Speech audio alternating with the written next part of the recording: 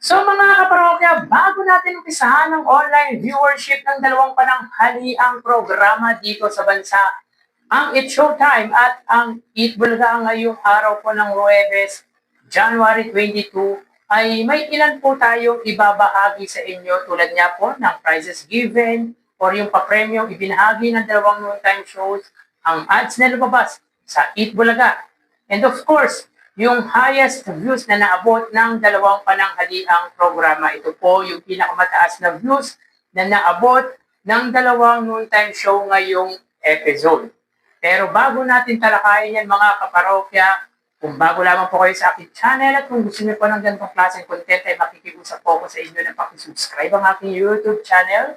Paki-like and share niyo na rin sa gayon ay mas dumami pa po makapanood ng mga ina-upload po nating video araw-araw. Maraming salamat po at sobrang na-appreciate ko po kayo mga kaparokya. By the way, ako nga po pala si Mervin, the man behind Kaparokya TV. Kumusta kayo mga kaparokya? Naway nasa mabuting kalagayan po kayo habang pinapanood niyo po ang video ko na ito.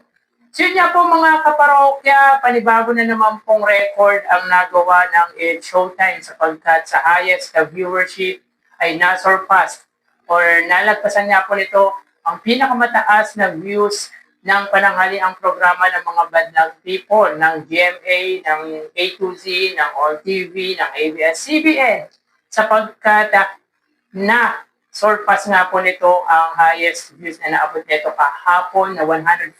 At ngayon po mga kaparokya, ay umabot nga po sila ng 117,000 viewers. So congratulate po natin ang It's Showtime. So ito po ang pinakamataas na views na naabot ng It's Showtime ngayong 2026. So disclaimer lamang po mga kaparokya, magpo-focus po tayo ngayong taong 2026. Samantala, ang Eat Bulaga naman po ay umabot ng 125,000 viewers. So dito mga kaparokya, both ng time show naman po ay na-reach ang target views or average views nito. Sa It's Showtime ay 100,000. Sa Eat Bulaga naman po ay 110,000 viewers. So, ang pagitan po ng dalawang pananghaliang programa pagdating sa highest na viewership ay 8,000 views. So, ito na po ang pinaka-closest gap na meron nga po ang Eat Bulaga sa It's Showtime. In terms of highest na viewership, ito na nga po ang pinakamalapit na inilamang ng Eat Bulaga sa It's Showtime. So again, nakakuha po ng panibagong record ang It's Showtime pagdating sa highest viewership. So congratulations sa It's Showtime. Samantala mga kaparokya, buena mano ang papremyo ng Eat Bulaga. Nga lang mga kaparokya, sa bandang dulo mga kaparokya, ay hindi po maganda ang naging resulta. Bakit kanyo mga kaparokya? Yan ang pag-uusapan natin sa prizes given. Pero unahin natin mga kaparokya, of course, ang It's Showtime. So ang It's Showtime po ay may total prizes given na 71,000. Sa 71,000 pesos mga kaparokya, 56,000 dito ay sa laro-laro pick. At ang 15,000 naman po ay sa tawag ng tanghalan. Sa elimination round mga kaparokya ng laro-laro pick, sila po ay nakapamagi ng 21,000 at sa jackpot round, pinili nga po ng naglaro sa jackpot round ng laro-laro pick ay yung lipat na kung saan ang offer po ay 35,000 pesos. So mas pinili po ng contestant ang lipat kesa sa pot na meron niya pong pot money worth of 300,000 pesos. So, good choice po para sa contestant sapagkat hindi din po nito alam ang kasagutan sa tanong nga po sa jackpot round ng laro-laro pick. So again, 71,000 pesos ang binigay ng It's Showtime for today's episode. Samantala sa Eat Bulaga mga kaparokya, buena mano nga ang sinabi natin sa papremyong ibinahagi ng Eat Bulaga.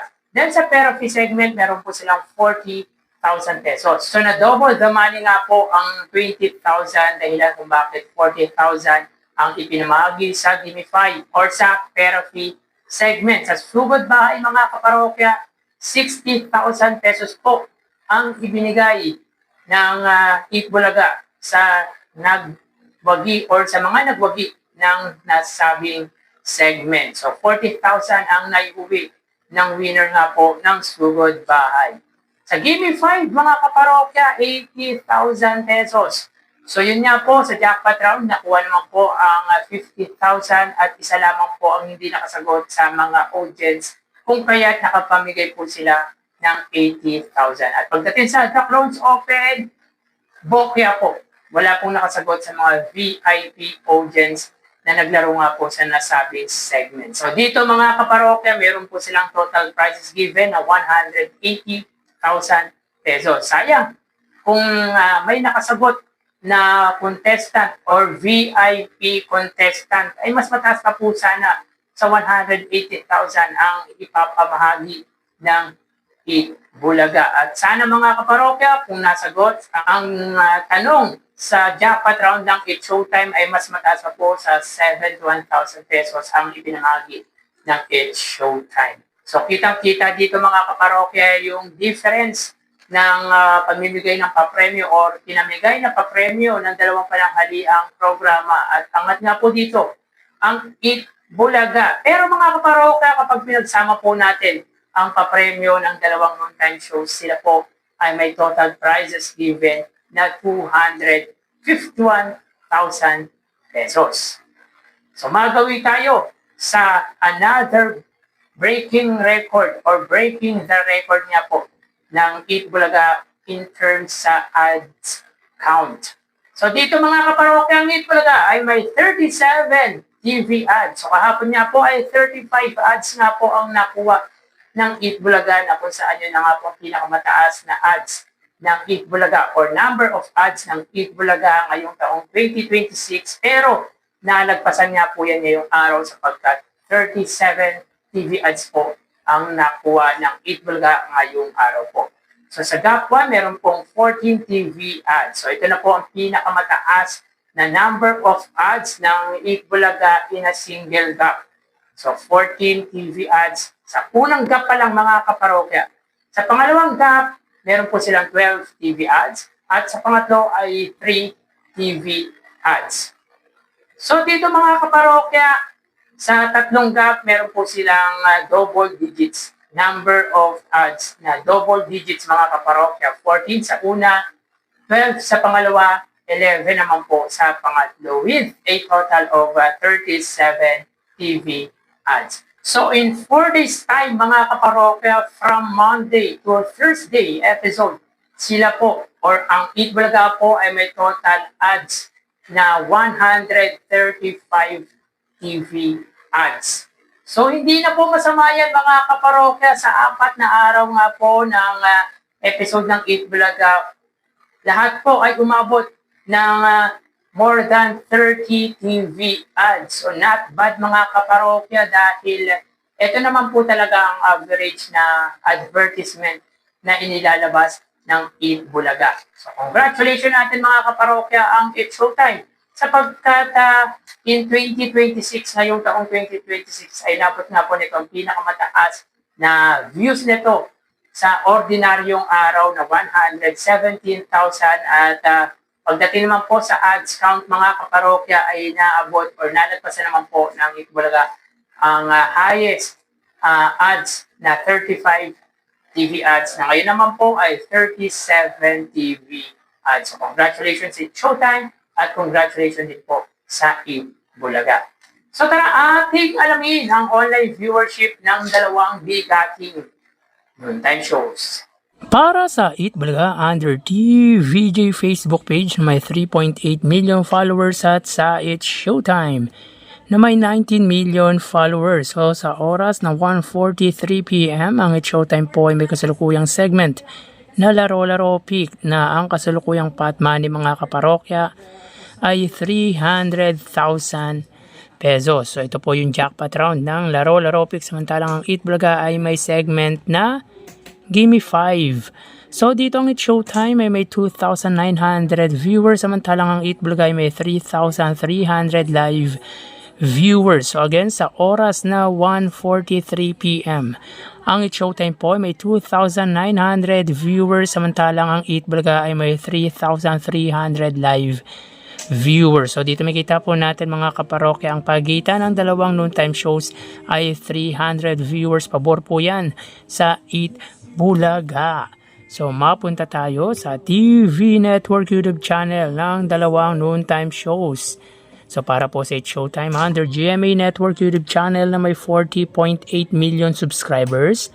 At sa Eat Bulaga naman po under TV5 na may 2.71 million subscribers. So sa oras na 1:44 p.m. ang It's Showtime under GMA Network YouTube channel, sila po ay may 31,000 viewers. Ang Eat Bulaga naman po under TV5, sila po ay may 25,000 viewers. So again, sa oras na 1:44 p.m. ang It's Showtime, sila po ay may 31,000 viewers.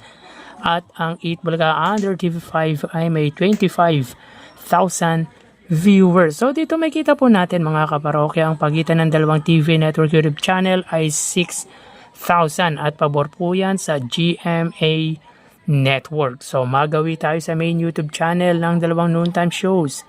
Para po sa It's Showtime under ABS-CBN It's Showtime na may 2.75 million subscribers. At sa Eat Bulaga naman po under Eat Bulaga TVJ YouTube channel na may 1.75 million subscribers. So sa oras na 1:45 p.m.